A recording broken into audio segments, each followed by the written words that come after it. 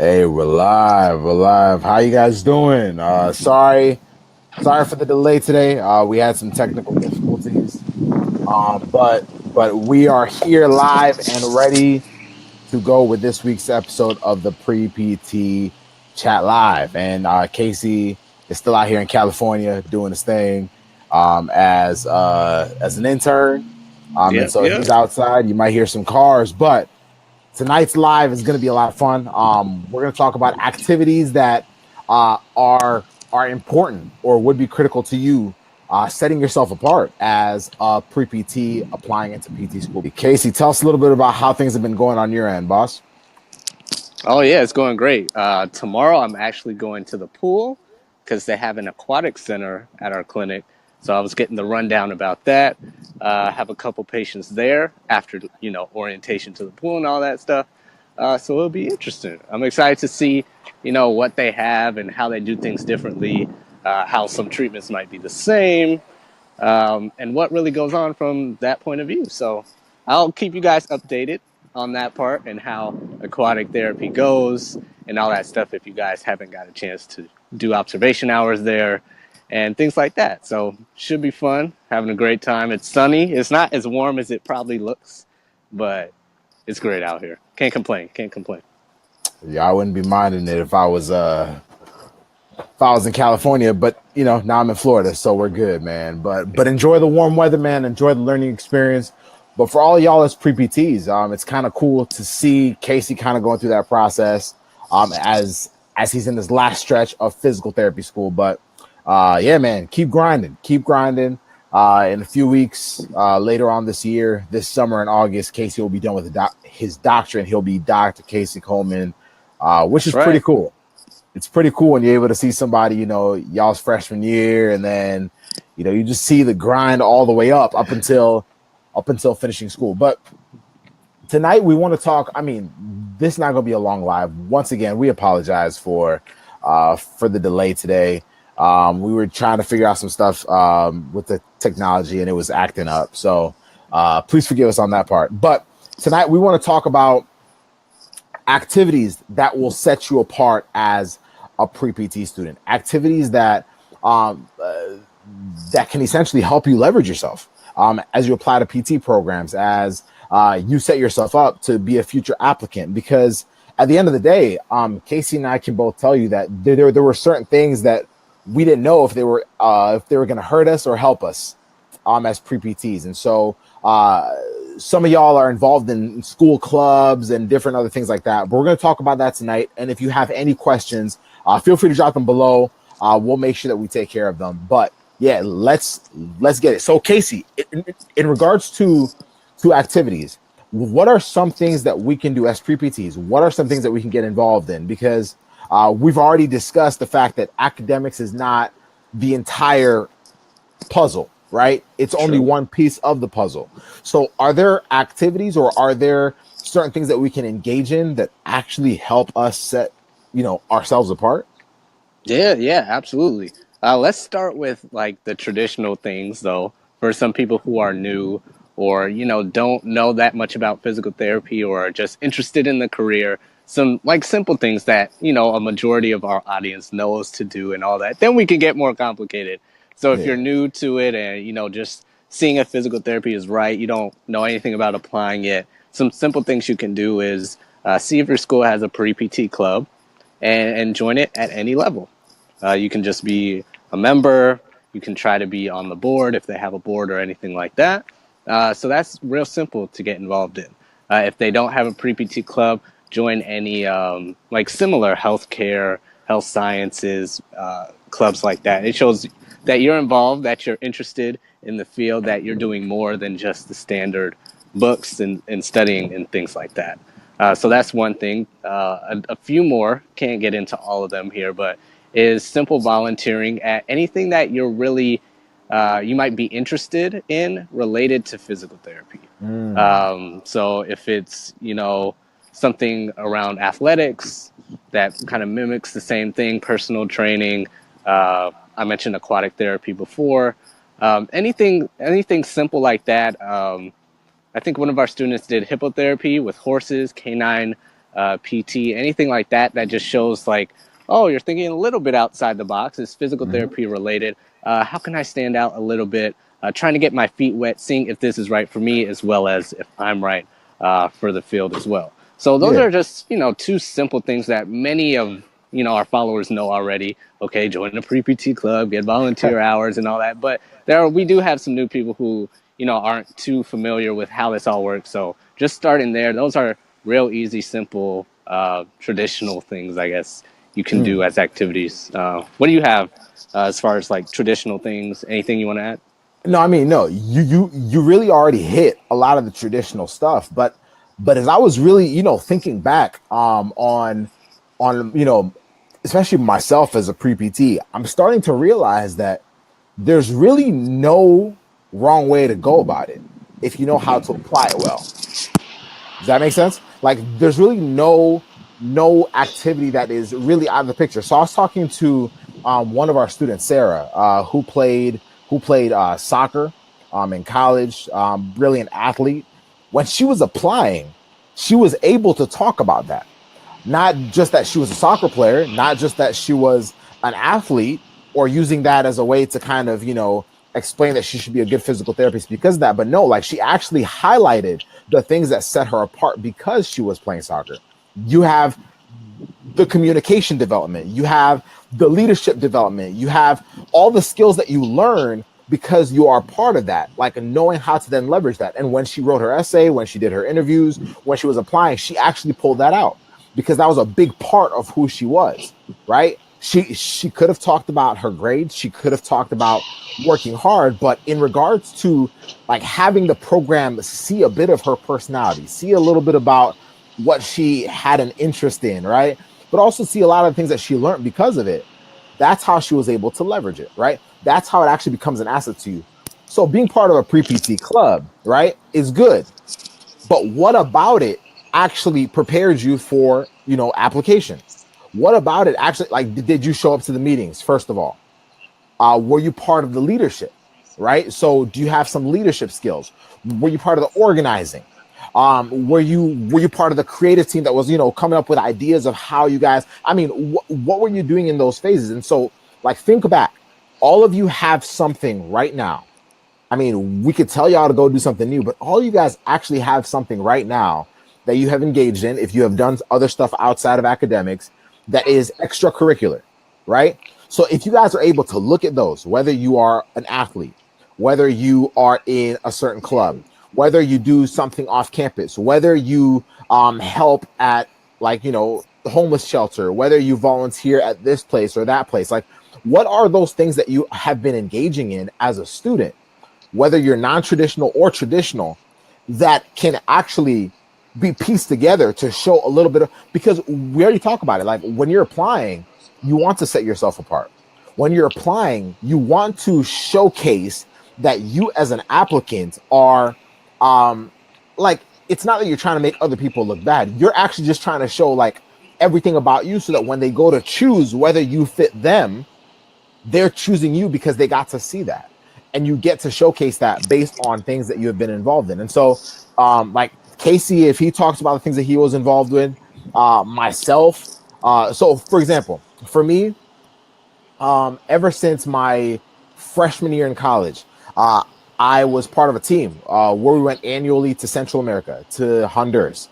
I ended up becoming the director for that team, I think 2 or 3 years in.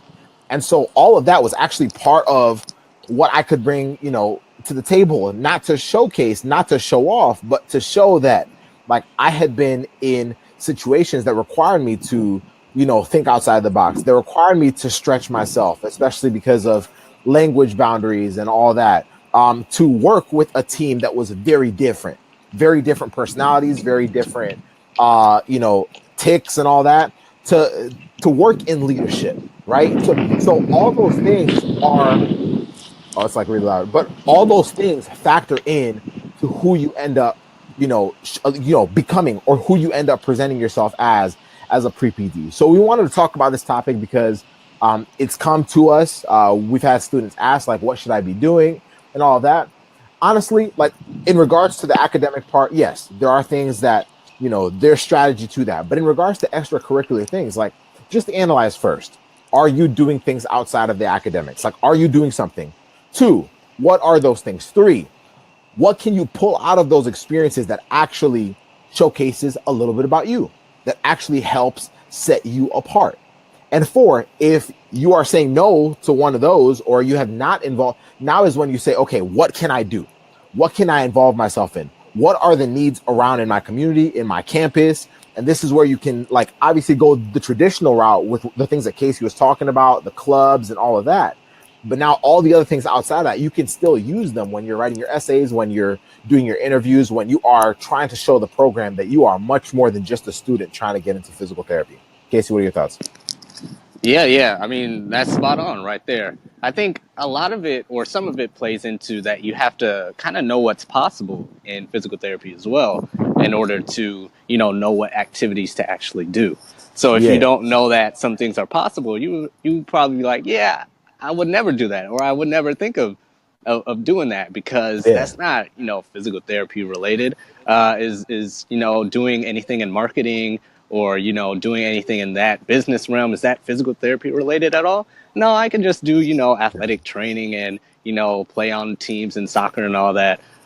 Is psychology, if you're a part of like behavioral sciences, doing any research there, is that PT related? No, I'll just do. But in reality, if you know what's possible, if you really do your research and what's really going on in physical therapy, not just from a pre-PT standpoint of just getting in, but if you're doing your research on the field and knowing what's possible in there, as if you were like myself or Joseph's new grad or soon to be new grad, Yeah. like trying to figure out, okay, where am I going to work? What's my career going to look like?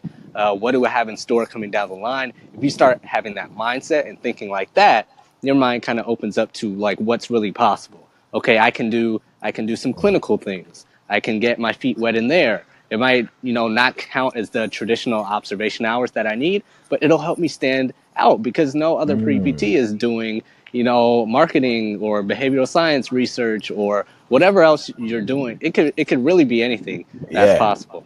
We got a question here. Let's see. So was being a director for the Honduras team, that make you unique as possible for the programs? Yeah. So what it did is, it's not just being the director. It's more so for me. It was specifically that I had been in certain situations, as I mean, like, I was in college, and so you're working with individuals that are outside of college, older than you, and all of that. And so being able to highlight some of those things, the team that I was able to work with, and I mean the frustrations, like, it wasn't easy. Like, I had a lot of mistakes too.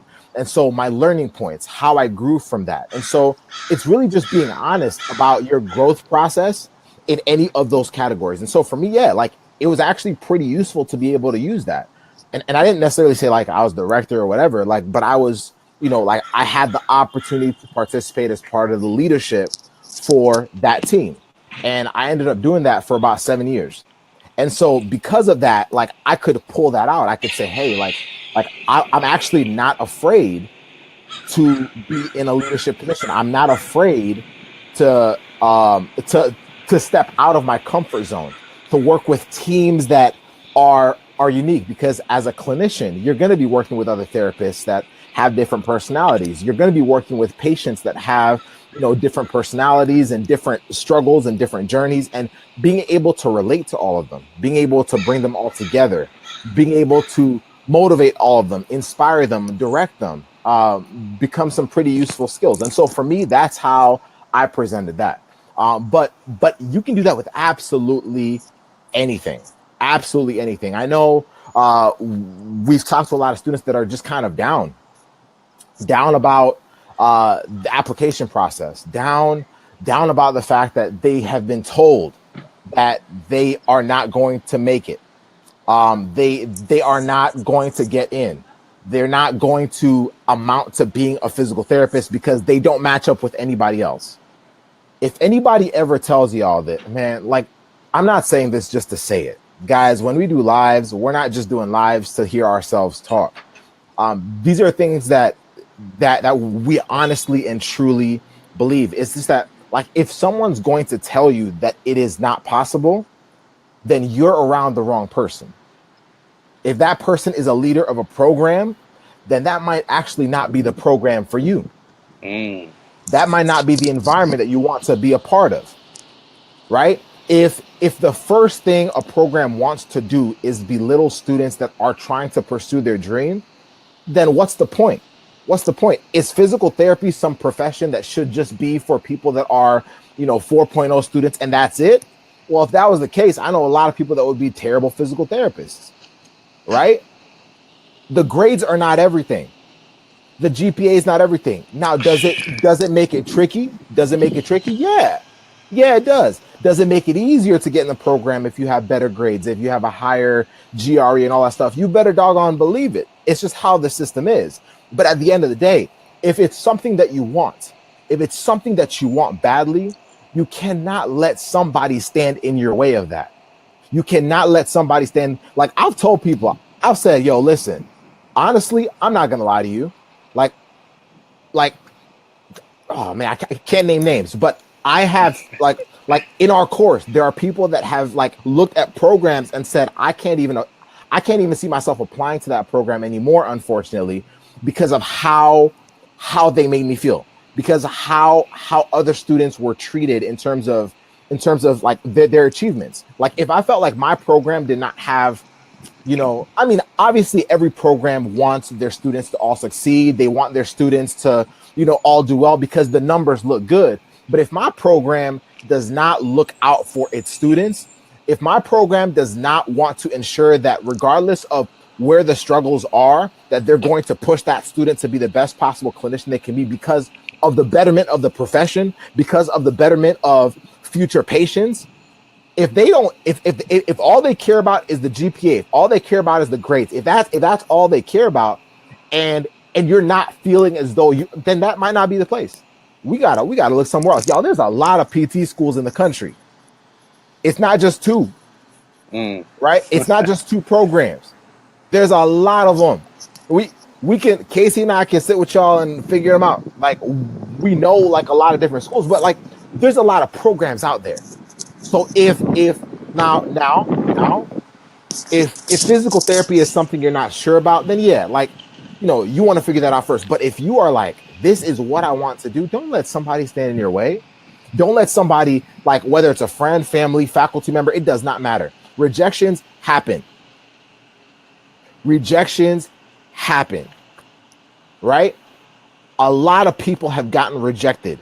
It's like, that's a fact, right? But it's what we do from there. At that point, it's about what we can control. What can we control? We can, one, control those that we listen to. Because a lot of people, whenever people fail, a lot of individuals are always ready to tell you what you should do next in terms of like aborting ship, right?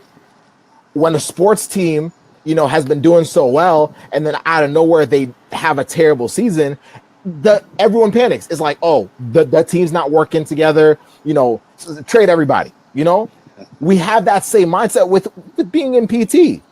Like if you guys missed last night's live, please go back and listen to it. We went all in on this, but like, I think that's probably the most painful part for me when I see individuals giving up on their dream. I think for me, everything that we have done at Pre-PT Grind, everything that we aspire to do for all of you actually rests on that. It rests on that because watching that over and over and over and over and over again is painful. It's painful because you're seeing the potential in somebody. It's painful because you see that someone has a deep passion for serving other people at that level, but then everyone is like, nah, you know what?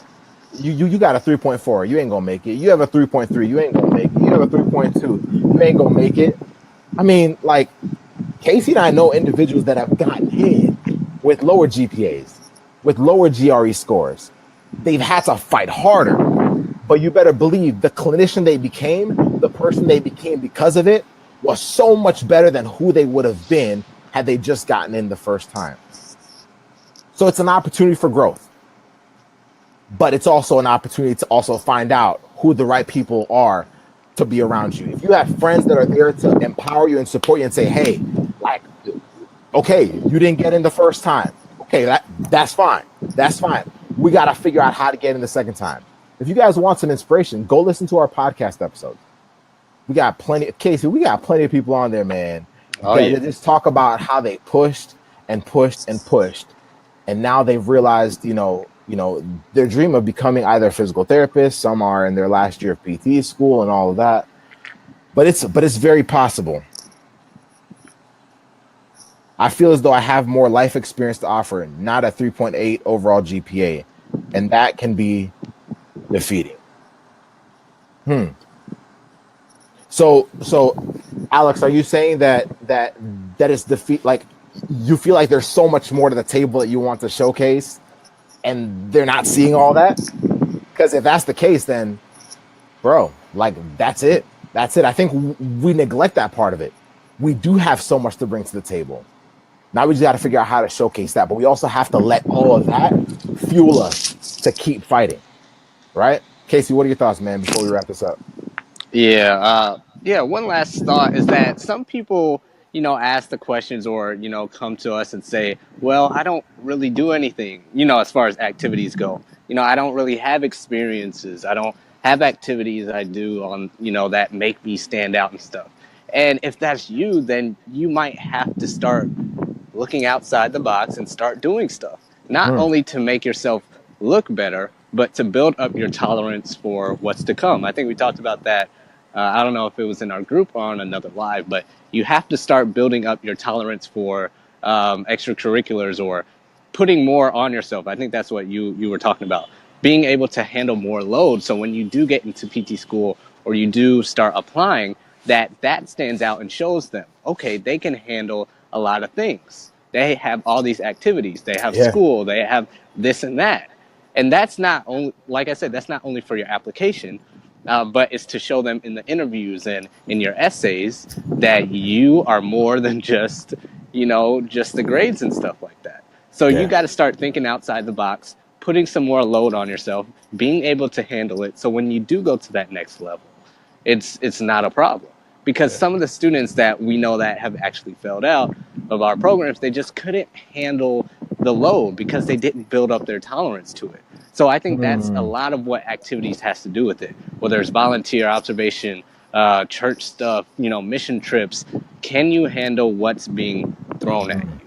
So if you're that student listening, or if you're listening to this, and you're saying, well, I don't really do anything outside the box. I don't go here. I don't go on yeah. mission trips. I don't help with that. I don't help with church or organizations.